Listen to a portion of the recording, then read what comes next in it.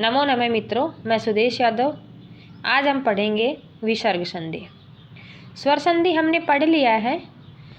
स्वर संधि की वीडियो में हमने पूरा उसमें ट्रिक के साथ उसमें अच्छे से समझाया है कि स्वर संधि को किस तरीके से पहचान सकते हैं। हम एक ही सेकंड में स्वर संधि को कैसे पहचान कर उसका संधि विच्छेद कर सकते हैं, या संधि विच्छेद है तो उसका पूरा वाक्य कैसे बना सकते हैं, पूरा सेंटेंस कैसे बना सकते हैं। तो इस प्रकार से अगर आप ने वीडियो अभी तक वो नहीं देखी तो उसका लिंक हम डिस्क्रिप्शन बॉक्स में दे देंगे और उसको आप ज़रूर देखना। वो ट्रिक के साथ समझाई हुई है, उसको अगर आपने एक बार देख लेंगे तो आपको अच्छे से समझ में भी आएगी और आपको दोबारा से फिर कोई वीडियो देखने की ज़रूरत ही नहीं पड़ेगी। वो इस तरीके से समझाइए कि आपको पूरा याद हो जाएगा। तो चलिए अब पढ़ते हैं हम विसर्ग संधि। विसर्ग क्या है? देखिए, विसर्ग क्या होता है। विसर्ग इस तरीके से दो डॉट डॉट होते हैं, उनको हम क्या बोलते हैं? विसर्ग। ये विसर्ग है, विसर्ग है ये। तो विसर्ग, तो हमने बताया कि विसर्ग क्या होता है, दो डॉट डॉट होते हैं, उनको हम विसर्ग बोलते हैं। तो विसर्ग संधि क्या है? देखिए, विसर्ग संधि क्या है कि अगर विसर्ग के साथ, यानी कि विसर्ग के साथ स्वर और व्यंजन हो, स्वर या फिर व्यंजन, विसर्ग के साथ स्वर और व्यंजन हो, तो इन दोनों के मेल से जो परिवर्तन होता है, जो विकार होता है, उसे विसर्ग संधि कहते हैं। यानी कि विसर्ग के साथ स्वर या व्यंजन के मेल से जो परिवर्तन होता है उसे विसर्ग संधि कहते हैं। समझ गए? तो चलिए पढ़ते हैं। विसर्ग संधि का पहला नियम होता है, यदि विसर्ग के, पहला नियम है सत्व संधि। यदि विसर्ग के छह व्यंजन दिखाई दे, यदि विसर्ग के बाद, तो विसर्ग का स में परिवर्तन हो जाता है। देखिए, यदि विसर्ग के बाद, यानी विसर्ग है ये और इसके बाद में च और छ हो, विसर्ग के बाद च और छ हो, तो विसर्ग का, यानी कि विसर्ग का क्या हो जाएगा?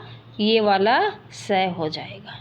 समझ गए? विसर्ग के बाद च और छ हो तो स हो जाता है। समझ गए? देखिए, देखते हैं। गुरुहु प्लस च, यानी कि गुरुहु, ये गुरुहु प्लस च, तो ये विसर्ग है, इस विसर्ग का ये वाला स हो जाएगा, गुरुश्च। समझ गए? अब दूसरा है, यदि विसर्ग के बाद ट ठ हो तो विसर्ग का स हो जाता है। देखिए, दूसरा क्या बोल रहा है नियम, यदि विसर्ग के बाद, विसर्ग के बाद ट और ठ हो, ट और ठ हो तो विसर्ग का ये वाला स हो जाता है, स हो जाता है। समझ गए? यदि विसर्ग के बाद ट और ठ हो तो विसर्ग का स हो जाता है। तो यहाँ पर देखिए, विसर्ग है और विसर्ग के बाद ठ है, तो विसर्ग का ये वाला स हो जाएगा। समझ गए? ये दूसरा नियम था इसका। तीसरा नियम, यदि विसर्ग के बाद त और थ हो तो विसर्ग का स हो जाता है। यदि विसर्ग के बाद, ये विसर्ग है, इसके बाद में त और थ है, त और थ है, तो विसर्ग का ये वाला स हो जाता है। समझ गए? नियम के द्वारा देखते हैं। जैसे नमः प्लस ते, नमस्ते, ये जो विसर्ग है, इस विसर्ग का ये जो विसर्ग है, विसर्ग के बाद त है, त का इसके बाद त है, तो विसर्ग का स हो जाएगा, स हो गया। समझ गए?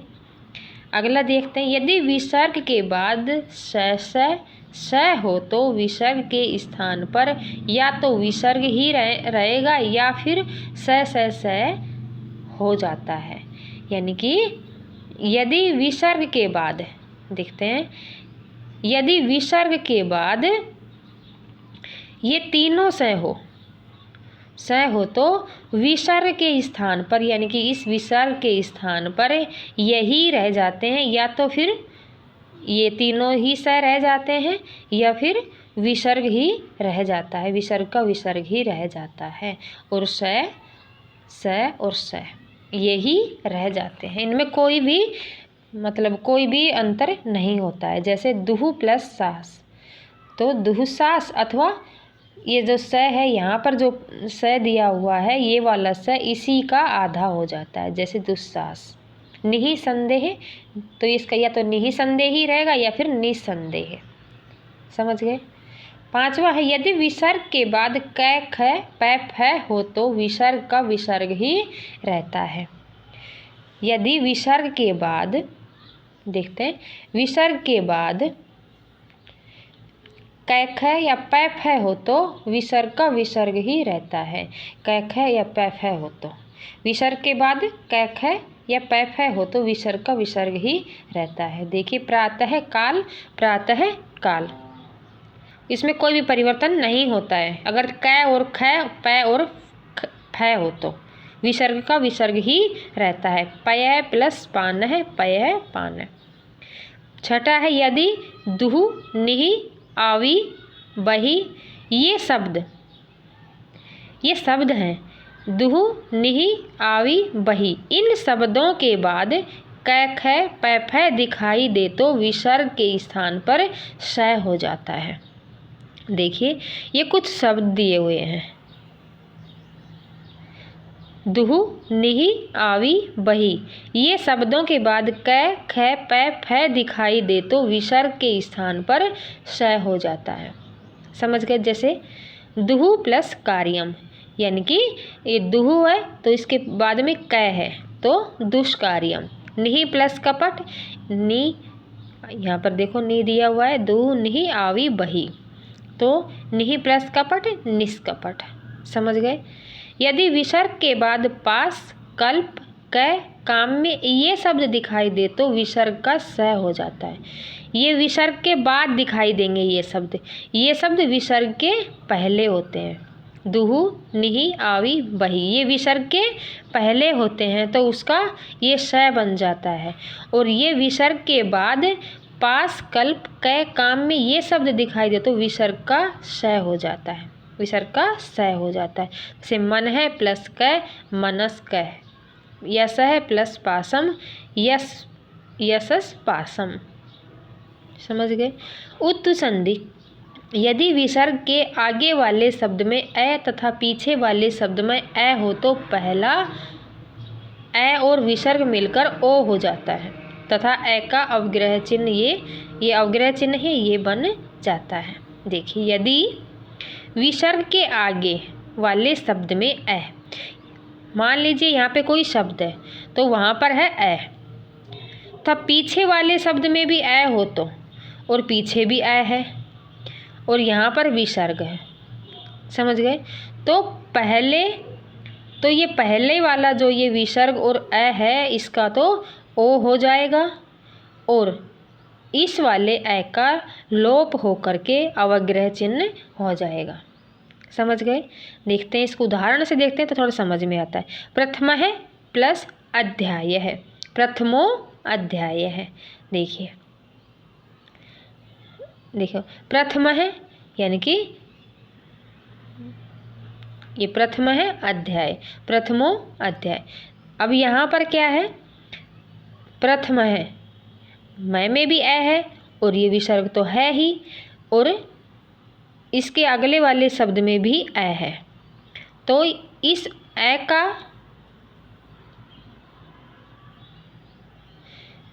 इस मैं में भी ए है और ए के बाद में विसर्ग है और इसके बाद में भी ए है, तो इस ए का और इस विसर्ग का तो ओ हो जाएगा। क्या हो जाएगा? ओ। और इस वाले ए का यानी कि इस ए का अवग्रह चिन्ह हो जाएगा, जिसको हम ए के नाम से ध्वनि निकलती है, इसको जैसे पढ़ते हैं तो ए ध्वनि निकलती है। समझ गए। यदि विसर्ग के आगे और पीछे ए हो तो पहला ए और विसर्ग को ओ हो जाएगा और दूसरे वाला ए का अवग्रह चिन्ह हो जाएगा। समझ गए। कह अपि, को अपि। यदि ए और श के बाद वर्ग का तीसरा, चौथा और पांचवा य व र ल है हो तो ए स का ओ बन जाता है। देखिए, यदि ए और विसर्ग स के बाद वर्ग का तीसरा चौथा पांचवा य र ल व है हो तो ए और स का ओ बन जाता है। यानी कि इस ए विसर्ग और स का ओ बन जाता है। देखिए किस तरीके से ये नियम क्या बोल रहा है। यदि ये वाला ए है और इस विसर्ग है और ये स है और इनके बाद वर्ग का कोई भी तीसरा, वर्ग का तीसरा चौथा पांचवा मतलब जैसे क वर्ग है तो क वर्ग का तीसरा क्या होगा, क ख ग। तो क्या होगा, ग पै, जैसे च वर्ग है च छ ज झ नहीं, तो जैसे क वर्ग का क्या होगा, क ख ग। च वर्ग का तीसरा क्या होगा, ज। ट वर्ग का ट है ड। तो इस प्रकार से तीसरा चौथा और पांचवा, क वर्ग का चौथा क्या हुआ, ग घ ड़, ग घ ङ, ज झ ञ। समझ गए। तो तीसरा चौथा और पांचवा य व र ल और है हो तो ए और विसर्ग और स का ओ हो जाता है। देखिए उदाहरण से मन है प्लस रथ तो क्या हो गया, मनोरथ। अब देखिए यहाँ पर क्या है, जैसे न में ए है ये विसर्ग है और इसके बाद में र है तो र कौन सा वर्ण है, य व र। तो य व र तो यहाँ पर आ गया र, तो इसका इस विसर्ग और ए का क्या बन जाएगा, ओ। समझ गए। देखिए उसी तरह अगले में देखते हैं, सर है प्लस ज है। देखिए सर है यानी कि र में ए है विसर्ग और ज, यहाँ पे ज कौन सी वर्ग का है, च छ ज, च वर्ग का तीसरा अक्षर है तो यहाँ पर क्या हो गया, ओ बन गया इस विसर्ग और ए का। समझ गए। तो इसी प्रकार है मन है भावना, मनो भावना। समझ गए। अगला देखते हैं, रुत्व संधि। यदि विसर्ग के पहले ए आ को छोड़कर कोई भी स्वर आए और विसर्ग आए या किसी वर्ग का तीसरा चौथा या पांचवा वर्ण हो या फिर य र ल व है हो तो विसर्ग के स्थान पर र हो जाता है। देखिए यदि विसर्ग के पहले, इसको लिखकर समझते हैं। देखो ये विसर्ग है, इसके पहले ए आ को छोड़कर कोई भी स्वर आए, यानी कि जैसे कोई भी शब्द आएगा तो ए आ नहीं आना चाहिए, सिर्फ ए और आ। इसके बाद में कोई भी स्वर आए, जैसे यहाँ पर ई आ गया, ई है, जैसे की है, की में क्या है, बड़ी ई है और विसर्ग है तो ई के बाद में विसर्ग है। और इसके बाद में स्वर आए और विसर्ग आए या फिर किसी वर्ग का तीसरा चौथा या पांचवा वर्ण हो या फिर यहाँ पर कोई तीसरा चौथा या पांचवा वर्ण हो या फिर य र ल व हो तो विसर्ग के स्थान पर, इसके स्थान पर र हो जाता है। समझे। उदाहरण देखते हैं उससे थोड़ा अच्छा समझ में है। जैसे निहि उपाय निरूपाय। देखिए हमने पढ़ा यदि विसर्ग के पहले ए आ को छोड़कर कोई भी स्वर हो तो यहाँ पर ए आ तो नहीं है, छोटी ई की मात्रा है और विसर्ग है। समझ गए। ना ही यहाँ पर वर्ग का तीसरा चौथा और पांचवा वर्ण है, ना ही यहाँ पर य र ल व है। तो उससे क्या होगा कि ये जो ये वाला विसर्ग है इसका र हो जाएगा, र हुआ है और दीर्घ संधि लगा करके इसमें जो ये र का जो ये र आया था र इस ऊ में ऊ र में मिल करके रू हो जाएगा तो हो जाएगा निरूपाय, यानी कि दीर्घ हो जाएगा। समझ गए। यदि विसर्ग के पहले ए और आ को छोड़कर कोई दूसरा स्वर आए और विसर्ग के बाद कोई स्वर हो या किसी वर्ग का तीसरा चौथा पांचवा वर्ण हो या फिर यह र लय वय हो तो विसर्ग के स्थान पर र हो जाता है। गुरुहु प्लस ब्रह्मा, गुरुर ब्रह्मा। समझ गए। चौथी है यलोप संधि। यदि आ के बाद विसर्ग हो उसके बाद, यदि आ के बाद विसर्ग लगा हो और उसके बाद वर्ग का पहला दूसरा वर्ण स को छोड़कर शेष वर्ण आए तो उनका इनकी आ और विसर्ग का लोप हो जाता है।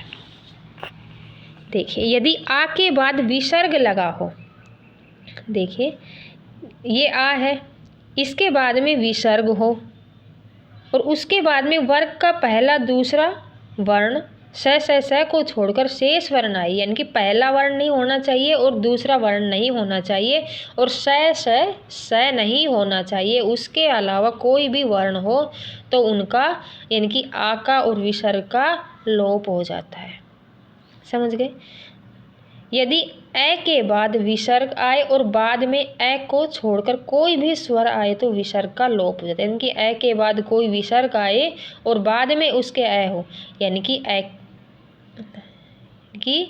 ए हो और ए के बाद में विसर्ग हो और इसके बाद में ए हो तो विसर्ग का लोप हो जाता है। समझ गए। उदाहरण देखते हैं। अतः एव, ये अतएव।